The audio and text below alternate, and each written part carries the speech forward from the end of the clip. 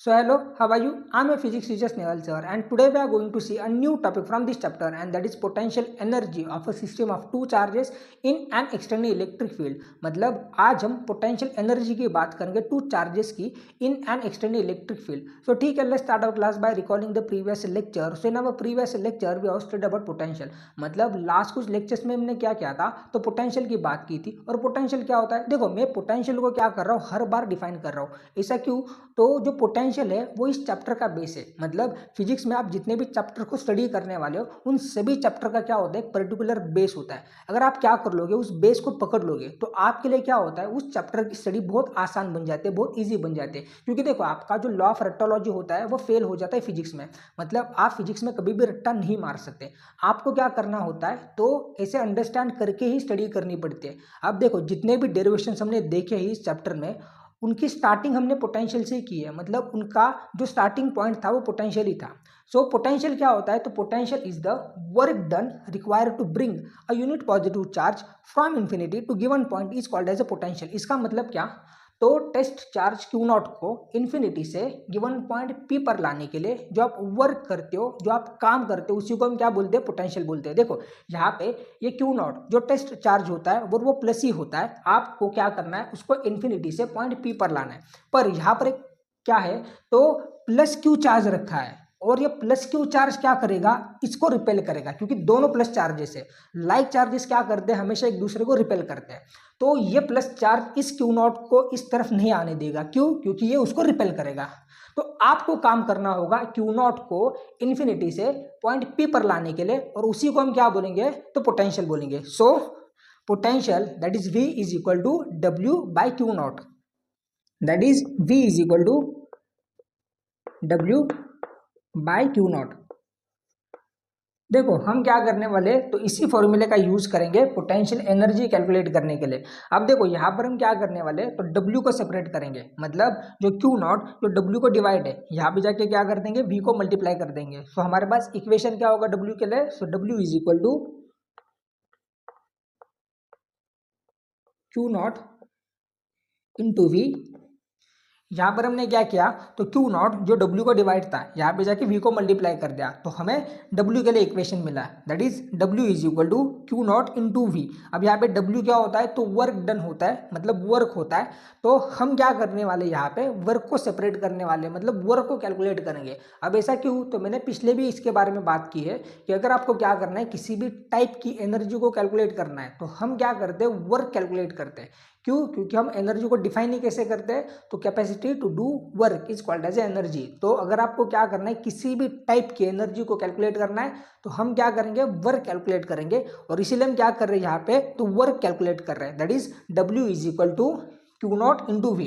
अब देखो यहाँ पर ये जो V होता है वो कौन सा V होता है, तो जो पोटेंशियल जो चार्ज प्रोड्यूस कर रहा है। मतलब यहाँ पर क्या हो रहा था, तो ये प्लस क्यू चार्ज क्या कर रहा था, अपने एक रीजन बना रहा था, और उस रीजन के अगेंस्ट आपको क्या करना था, मतलब एक फील्ड बना रहा था, और उस फील्ड के अगेंस्ट आपको क्या करना था, तो क्यू नॉट को इन्फिनिटी से पॉइंट पी पर लेके आना था। तो वो वर्क था। अब यहाँ पर हम क्या करेंगे इस केस में, तो यहाँ पर एक एक्सटर्नल इलेक्ट्रिक फील्ड होगी। अब देखा जाए तो यहाँ पर ये प्लस क्यू चार्ज नहीं है, यहाँ पर एक क्या है, तो एक रीजन है, कंप्लीट रीजन है। और उस रीजन में आपको क्या करना है, तो इन्फिनिटी से आपको पॉइंट को लेके आना है। मतलब यहाँ पर चार्ज क्यू है, उस चार्ज को इन्फिनिटी से इस रीजन में लेके आना है, मतलब इस इलेक्ट्रिक फील्ड में लेके आना है। तो यहाँ पर कोई एक पर्टिकुलर चार्ज नहीं है, यहाँ पर एक पूरी फील्ड ही है। आप क्या कर सकते हो, दोनों में से कोई भी डायग्राम को यूज कर सकते हो। अब अगर आपको क्या करना है, तो क्यू को, चार्ज क्यू को इन्फिनिटी से पॉइंट ए पर लाना है eight a distance r from the source of electric field. अब देखो यहाँ पर ये जो r डिस्टेंस होगा वो कौन सा डिस्टेंस होगा, तो जो इलेक्ट्रिक फील्ड का सोर्स है वहां से इस पॉइंट ए तक का डिस्टेंस होगा। यहाँ पर ये r डिस्टेंस वो वाला डिस्टेंस नहीं होगा, इन्फिनिटी टू पॉइंट ए वाला। ये r डिस्टेंस इस इलेक्ट्रिक फील्ड से सोर्स से होगा। मतलब इस इलेक्ट्रिक फील्ड का जहां कहीं भी सोर्स होगा वहां से क्या होगा, ये पॉइंट ए का डिस्टेंस होगा। तो यहाँ पर हम वर्क कैसे कैलकुलेट करेंगे, तो देखो W is equal to Q into V of R। तो यहाँ पर ये V ऑफ R क्यों लिखा है, तो ये पोटेंशियल होगा R डिस्टेंस पर। और देखो ये वर्क ही क्या होती है आपकी, तो पोटेंशियल एनर्जी होती है। मतलब W that is equal to U, क्योंकि हम क्या करते हैं तो पोटेंशियल एनर्जी को यू से डिनोट करते हैं, इज इक्वल टू क्या होगा क्यू वी ऑफ आर। तो ये होगी potential energy of a single charge, मतलब सिंगल चार्ज की पोटेंशियल एनर्जी। मतलब अगर आपके पास एक चार्ज है और उसको आप क्या कर रहे हो, इन्फिनिटी से पॉइंट ए पर ला रहे हो at a distance R from the source of electric field, तो उसके लिए पोटेंशियल एनर्जी। अब देखो हम क्या कर रहे हैं यहाँ पे, तो दो चार्जेस की बात कर रहे हैं। देखो यहाँ पर हमने क्या किया है, तो potential energy due to system of two charges की बात कर रहे हैं। मतलब यहाँ पर एक ही चार्ज नहीं है, यहाँ पे दो चार्जेस है। मतलब यहाँ पर हम क्या करेंगे, तो Q1 भी कंसिडर करेंगे और Q2 भी कंसिडर करेंगे। मतलब इन्फिनिटी से आपको क्या करना है, तो दो पॉइंट चार्जेस को लेके आना है। मतलब यहाँ पे Q1 भी होगा और Q2 भी होगा। सो Q1 एंड Q2, ये दोनों चार्जेस को आपको क्या करना है, तो इन्फिनिटी से इस एक्सटर्नल इलेक्ट्रिक फील्ड के अंदर लाना है और तब आपको क्या करना है, पोटेंशियल एनर्जी कैलकुलेट करना है। देखो यहाँ पर Q1 भी है और Q2 भी है, तो यहाँ पर Q1 भी आपका इन्फिनिटी पे है और Q2 भी इन्फिनिटी पे है, और Q1 और Q2 दोनों को क्या करना है, तो इलेक्ट्रिक फील्ड के अंदर लाना है। तो हम क्या करेंगे, देखो अब आपको पता चला कि potential energy of a single charge कितनी होती है, तो W that is U is equal to Q into V of R. अब हम क्या करेंगे, तो बस इस इक्वेशन को मॉडिफाई करेंगे। मतलब अगर हम क्या कर रहे हैं, तो Q1 को लेके आ रहे हैं, तो उसके लिए जो पोटेंशियल एनर्जी होगी या फिर वर्क होगा वो कितना होगा, तो W1 is equal to Q1 R1। मतलब ये Q1 को आप क्या करोगे, तो पॉइंट ए पर रखोगे। तो अब Q1 कहाँ पे है, तो पॉइंट ए पर है। अब यहां पर हम क्या करते हैं, तो डिस्टेंस भी R1 कंसिडर करते हैं। आपने क्या किया है, तो Q1 को इन्फिनिटी से पॉइंट ए पर लेके आ रहे हो, तो वहां पर जो वर्क होगा वो कितना होगा, तो work that is potential energy of a first particle, वो कितना होगा, that is U1 Q1 into R1। सो तो ये क्या होगा, तो ये होगा work to bring Q1 from infinity to point A. मतलब Q1 को इन्फिनिटी से पॉइंट ए पर लाने के लिए जो आप काम कर रहे हो वो वाला वर्क होगा, दैट इज W1। इसको हम क्या बोलेंगे, तो पोटेंशियल एनर्जी ऑफ Q1 भी बोल सकते हैं। अब आपको क्या करना है, तो Q2 को इन्फिनिटी से पॉइंट बी पर लाने, सपोज तो यहाँ पर एक पॉइंट बी है और आपको क्या करना है, तो Q2 को इन्फिनिटी से पॉइंट बी पर लाना है। तो उसके लिए वर्क कितना होगा, तो W2 इज इक्वल टू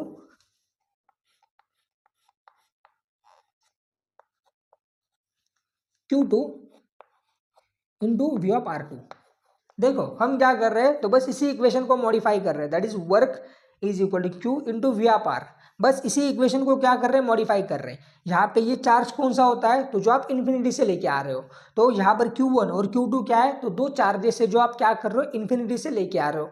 अब यहाँ पे वी ऑफ आर ये क्या होता है, तो potential at a distance R. मतलब उस पॉइंट तक का क्या होता है, उस आर डिस्टेंस तक का क्या होता है, पोटेंशियल होता है। अब यहाँ पर Q1 के लिए डिस्टेंस कितना है, तो R1 है, और यहाँ पर Q2 के लिए डिस्टेंस कितना है, तो R2 है। मतलब इस पॉइंट का, मतलब पॉइंट बी का डिस्टेंस कितना होगा, तो R2 होगा, है ना। अब यहाँ पर भी अगर कंसिडर करें तो इसको मैं क्या बोलता हूँ, तो R1 बोलता हूँ, क्योंकि आप क्या कर रहे हो, Q1 को ए पॉइंट पर ला रहे हो R1 डिस्टेंस से सोर्स ऑफ इलेक्ट्रिक फील्ड से। अब यहाँ पर हम क्या करते हैं, तो R2 डिस्टेंस कंसिडर करते हैं। मतलब जो पॉइंट बी है वो R2 डिस्टेंस पर है, कहाँ से, तो सोर्स ऑफ इलेक्ट्रिक फील्ड से। आपने क्या किया है, पहले यहाँ पे Q1 को लेके आए हो इन्फिनिटी से पॉइंट ए पर। अब आपको क्या कर रहे हो, तो Q2 को इन्फिनिटी से पॉइंट बी पर लेके आ रहे हो। मतलब अब आपने क्या किया है, तो Q2 को पॉइंट बी पर लेके आए हो। मतलब यहाँ पे क्या है, अभी Q2 आया। अब यहाँ पर और एक बात, अब यहाँ पर बस ये एक्सटर्नल इलेक्ट्रिक फील्ड नहीं है। अब जैसे आपने क्या किया, यहाँ पे Q1 को लेके आए हो, तो यहाँ पर अगर आपको क्या करना है, Q2 को लेके आना है, तो वहां पर आपको दो फील्ड के अगेंस्ट काम करना होगा।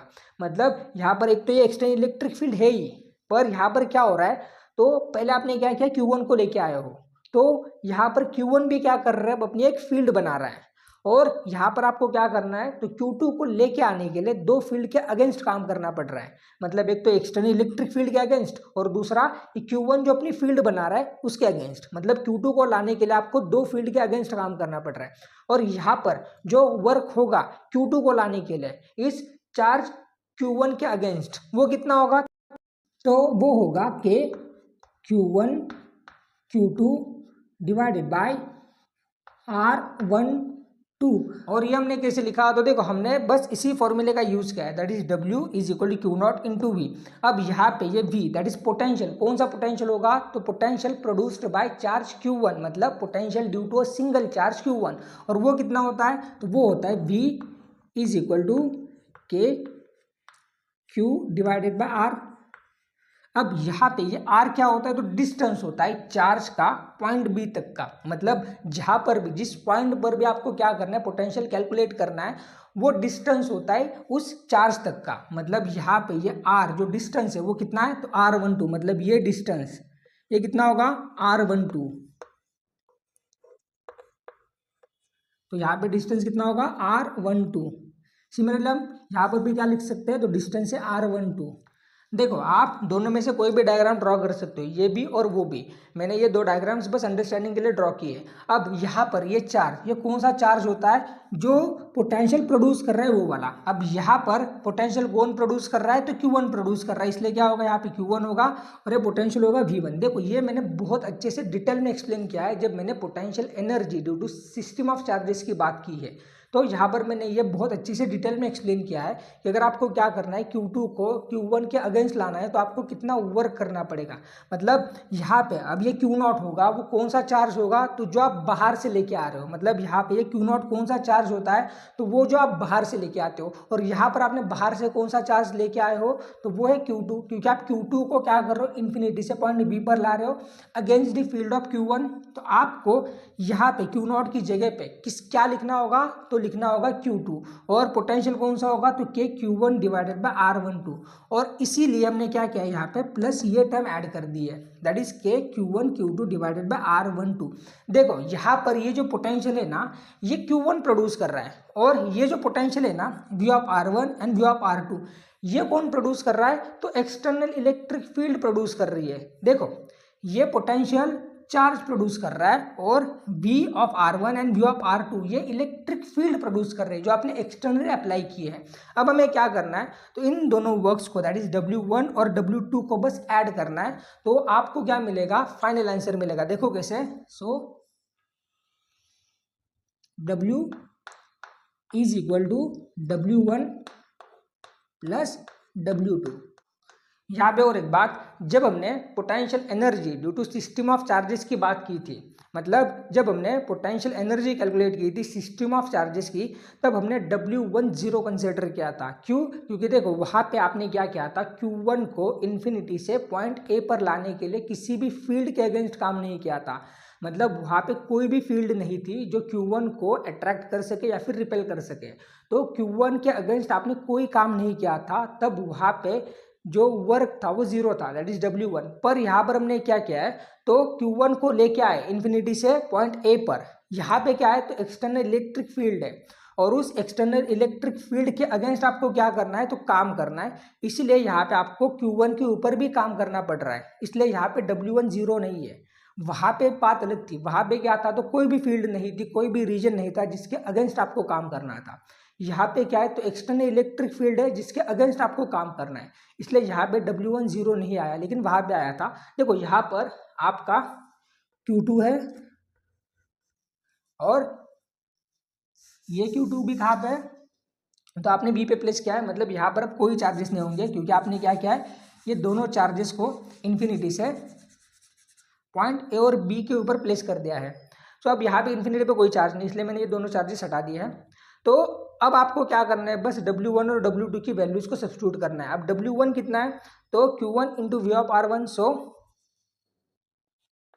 Q1 into V of R1 plus W2 कितना है, तो Q2 into V of R2 plus K Q1 Q2 divided by R12। देखो यहाँ पर W2 के लिए ये दो टर्म्स कैसे आई, वो मैं फिर से एक बार एक्सप्लेन करता हूँ। तो देखो W2 क्या है, तो W2 है वर्क, चार्ज Q2 को इन्फिनिटी से पॉइंट बी पर लाने के लिए। अब यहाँ पर आपको वर्क करना पड़ रहा है, लेकिन वर्क दो फील्ड के अगेंस्ट करना पड़ रहा है। कैसे? तो वहां पर पहले आपने क्या किया है, तो चार्ज Q1 को भी प्लेस कर दिया है। तो आपको काम किसके अगेंस्ट करना है, एक तो जो एक्सटर्नल इलेक्ट्रिक फील्ड है उसके अगेंस्ट काम करना है, और दूसरा Q1 भी क्या कर रहा है, अपनी एक फील्ड बना रहा है, उस फील्ड के अगेंस्ट भी आपको क्या करना है, काम करना है। मतलब देखा जाए तो वहां पे टोटल दो फील्ड्स है, एक तो एक्सटर्नल इलेक्ट्रिक फील्ड और दूसरी वो फील्ड जो Q1 प्रोड्यूस कर रहा है। अब Q1 कितनी फील्ड प्रोड्यूस कर रहा है, तो वो कर रहा है इतनी, मतलब इतना पोटेंशियल वो क्या कर रहा है, Q1 प्रोड्यूस कर रहा है पॉइंट बी पर, और इलेक्ट्रिक फील्ड इतनी है V ऑफ R2। तो आपको ये दोनों वर्क्स ऐड करने होंगे, क्योंकि वहां पे टोटल दो फील्ड्स है और उन दो फील्ड के अगेंस्ट आपको काम करना पड़ रहा है। तो इसलिए यहाँ पे W2 के लिए दो टर्म्स आई है, दैट इज ये वर्क कौन सा है, तो जो आप फील्ड के अगेंस्ट कर रहे हो, ठीक है, इलेक्ट्रिक फील्ड के अगेंस्ट, एक्सटर्नल इलेक्ट्रिक फील्ड के अगेंस्ट। और ये वर्क कौन सा है, तो जो आप Q1 के अगेंस्ट काम कर रहे हो वो वाला। देखो जब वहां पे Q1 की बात कर रहे थे, मतलब Q1 को इन्फिनिटी से पॉइंट ए पर लाने की बात कर रहे थे, तब वहां पे बस एक ही फील्ड थी, वो थी ये एक्सटर्नल इलेक्ट्रिक फील्ड। पर जैसे आपने क्या किया, Q1 को यहाँ पे प्लेस कर दिया, अब यहाँ पे टोटल दो फील्ड्स बनी, एक तो ये एक्सटर्नल इलेक्ट्रिक फील्ड और एक Q1 जो फील्ड प्रोड्यूस करेगा वो। तो जब आप क्या करोगे, Q2 को लेके आओगे इन्फिनिटी से पॉइंट बी पर, तो आपको इन दोनों के फील्ड के अगेंस्ट काम करना होगा। इसलिए क्या हुआ, यहाँ पे ये दो टर्म्स आई है। और देखो यही क्या होगी, तो यही होगी potential energy, that is U is equal to W Q1 V of R1 plus Q2 V of R2